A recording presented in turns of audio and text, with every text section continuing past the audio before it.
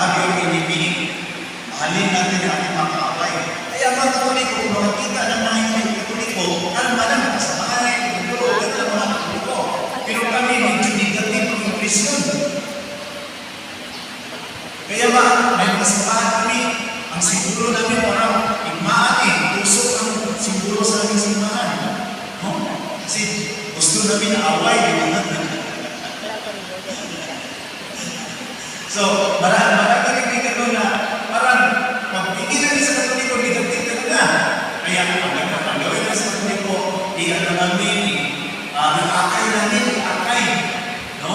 Pamitahin namin sa mga pagpapahayag, mga magistrayo, namin, kainin namin, dapat magpakabait kami sa Katoliko, parang Katoliko, mga trap. So kaya, maraming Katoliko, lalo na mga bata, magkasabi sa iba talaga sa simbahan ito, kasi pag sa simbahan, pinakamayan na talaga, religion, gano'n din pa sa kasama. Pero dito sa Katoliko, wala.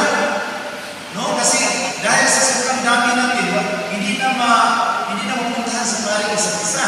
Amen? So sa pastor, kasi kung lang kami, birthday, anniversary, kung i-pre-over ka ba, you feel something good. Pag i-pre-over ka ba natin, Lord, tulungan mo sa John, bakit ba? Bago ka mag-iksa, nandiyan, at mayroong pre-over. So parang mag-feel mo yung belongingness. No? So kaya ito ang dapat gawin natin dito sa mga Katoliko. Kaya mayroon tayong mga LCDI, mga charismatic, mga divine mercy ng mga community para yung belongingness mag-feel sa ating mga members. So yun ang ginawa namin sa ako kasi nag-aral ako sa Bible School, naging maestro ako sa Bible School. Nagturo ako sa Bible School. And ang nakakatawa pa kasi ang aking subject sa Bible School, nagmastiral ako sa evangelism, how to evangelize Catholic. So yun ang aking mastiral. Nagmastiral ako sa Manila, paano evangelize ang mga Katoliko. Diba? So dapat mga pastor kung mag-preaching, nag-smile agad. Hello. Pero ang mga kaparayan, hindi na sila particular sa smiling kasi they used to read it to give humility in the pulpit, diba? Idaampo. Ang pastor kailangan i-condition muna ang mind sa mga kids. So ang una mong gagawin bago ka mag-humili, mag-preach, you smile. Okay? Good morning. Pakita mo yung ngipin mo. Amen? Ikaw naman nakakabig dyan sa upuan. Grabe ang sobrang seryoso mo. You can smile to your recipient. Okay. You can smile to your recipient. Hindi ko. Naka-smile na ka. Diba? So, kung discipline gamay sa kami naman, ang pinakamabigat na doktrina na aming pinakamarag is Jesus Christ. Jesus alone. Di ba nakuha ninyo yung aming mga doktrina na Bible alone, faith alone, grace in Christ alone. Kaya nga sa aming mga simbahan, walang mga santo. Kasi naniwala kami sa doktrina na Christ alone is enough. Walang Maria, walang St. Joseph, walang mga santo, Christ alone. Pagpunta natin sa mga Katoliko, it's not alone. Mayroon tayong mga saint, mayroon tayong mga santo, St. City, San Pedro Calungsod, iba't ibang mga saint natin na nandiyan sa ating harapan. Because we believe that salvation is not Christ alone. It is the work of the Blessed Trinity. Nakuha ninyo? Ang pagliligtas sa atin is not only Christ alone, but it is the work of the Blessed Trinity. The Father, the Son, and the Holy Spirit. Saan mo mabasa? John 3:16. Sabi ng John 3:16, for God so loved the world that He gave His only begotten Son, that whoever believes in Him should have newness but have everlasting life. Therefore, in the plan of salvation, the Father is not detached, it's not excluded. It is involved in the plan of saving the mankind. John 3:16. Sinong umitig? Ang Ama. Ipinadala niya si Jesus. So, the doctrine that Christ is enough is not biblical. Amen? Paparakpakan na natin ang Panginoon.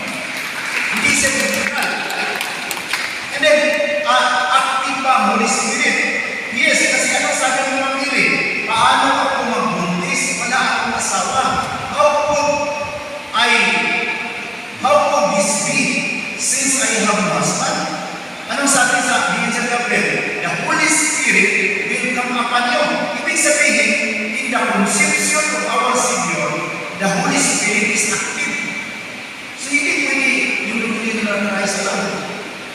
Because the plan of salvation involved the Blessed Trinity, the Father, the Son, and the Holy Spirit. Palakpakan natin sila. Hindi nyo naman muna na pag mayroong pastor sulat sa akin, mag-smile sa inyo, then ganun parang manligo pa. Ma'am, mali kasi sa kapatid, ma'am. Ang dami ninyong pinaniniwalaan. Ang nasa Biblia kasi, Christ alone eh. Si Kristo, Christ is enough. So, anong isa ko? Kaya lang mga kapatid, mahirapan ang pagsasagot, di ba? Ay, nan. Hindi ako makasasang-ayon sa iyo na si Kristo na ang gumawa sa kaligtasan. Bakit? Kasi sa Biblia malinaw na nagkaroon sa vision involved the Father and the Holy Spirit. Hindi lang si Jesus ang pinunta, but it was the plan of the Blessed Trinity. Kaya lang tayo ng Trinity yan. Mayroong mga born again, mga tinatawag ng mga Pentecostalones na Christ alone. So gumawa sila ng doktrina na mali. Grabe na kamali na Christ is the Father, Christ is the Holy Spirit, Christ is the Son. So nagiging mali na talaga. So, ibig sabihin, inuray nila yung doktrina ng Christ alone. So ginawa na nila Christ is the Father, Christ is the Holy Spirit. Para yung Christ alone na view, titibay. Yun ang nasa amin. Mali pala mga kapatid. Because kung isipin natin, biblically speaking, it is involved the Father and the Holy Spirit. Amen? Palakpakan natin si Lord. Second, the involvement of mga bibig. Kaya tayo, lalo na mga bata, kasi tayo ang pinakatawagin sa mga born again. No? Kasi ang mga bata is very emotional. Habang ang ating edad ay umabot na ng 40-50, magiging nagsikal na tayo. Ang mga bata pa, emotional, madali kang iiyak, pag hindi na mag-text ang sweetheart mo, parang wala ang mundo mo, no? Pag hindi na siya mag-smile sa'yo, parang wala ka ng inspirasyon, hindi ka na inspired, magawa sa mga trabaho. Kasi ang mga bata from until 21 years old, hindi mo sila ngayon. No?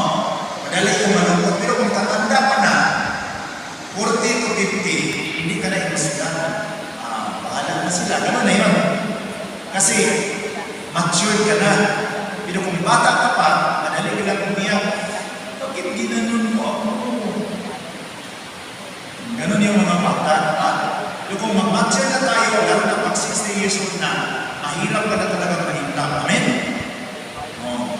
Kung ma-inlap man, February 14 na lang. So, ganon. So kami, bilang mga pastor, ang una naming target is mga bata talaga. Kasi ganito ang aming pag-arap pa sa saliksik. Kung doon na sa katulito na matanda na, may ilan na, marami na yung nalaman, matanda na yung mga word. Diba? Kasi may ilan na siya. Marami na siya nalaman, matanda na mga word. Hindi, ang mga bata, kunti pa ang nalaman, so madali sila mag-convert kasi kunti pa nalaman nila. Madali sila mag-convert kasi matanda na sila mamatay. Ang mga citizen, mag-accept ka ng coming effort, matagal na convert kasi marami na nalaman, hindi madali ka kunin ni Lord, kaya lugi ang negosyo, di ba?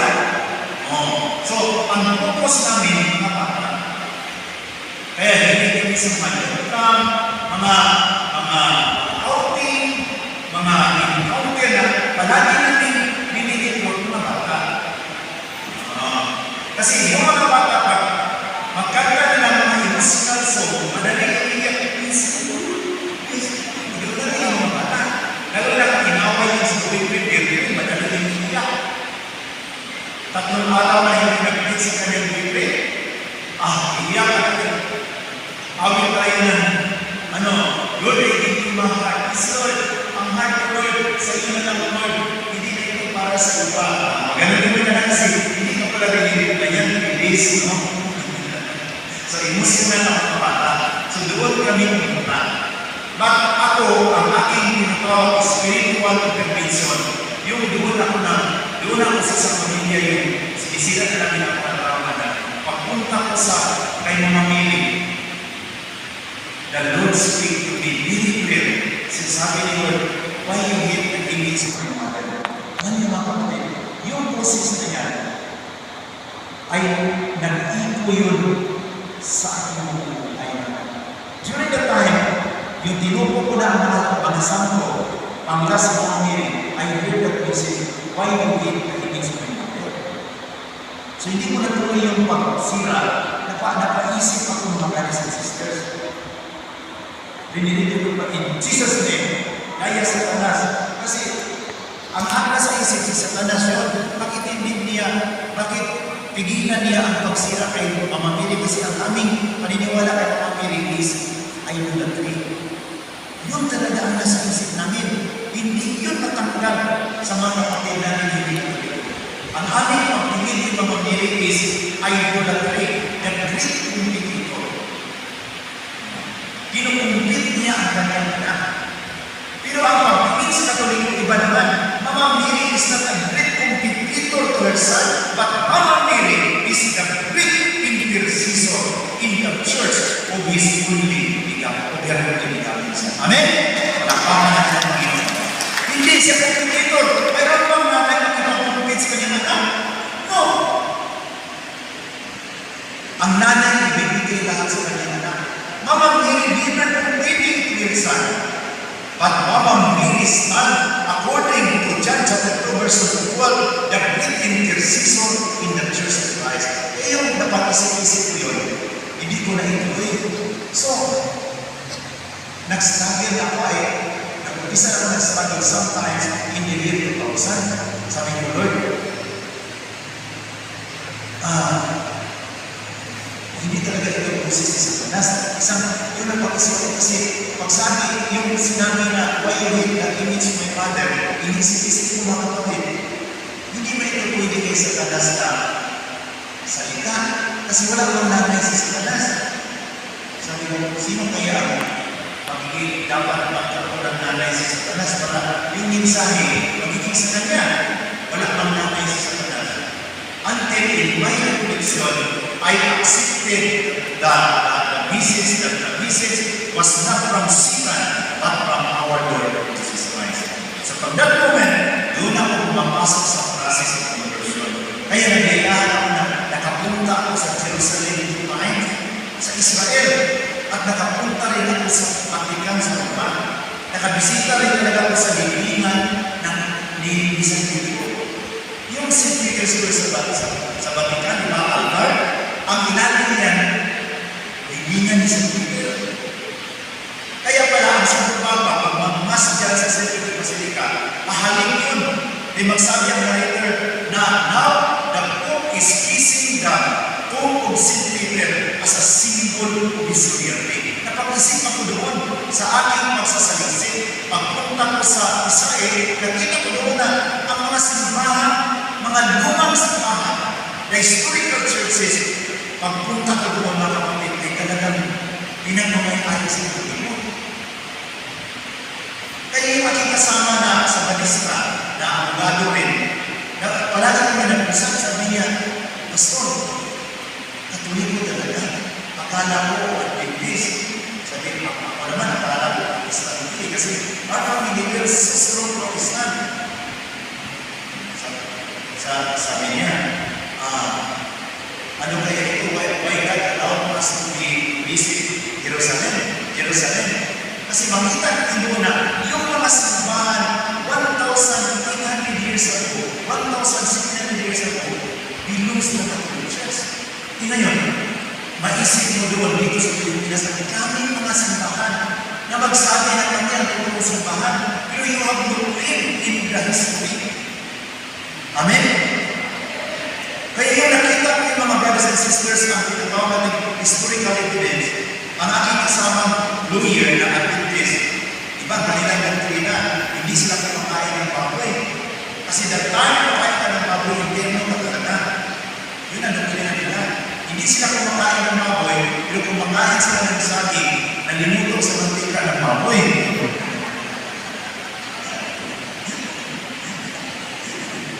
Pati siya mga kapatid, mabuhay sa Pilipinas, nagiging katoliko rin siya.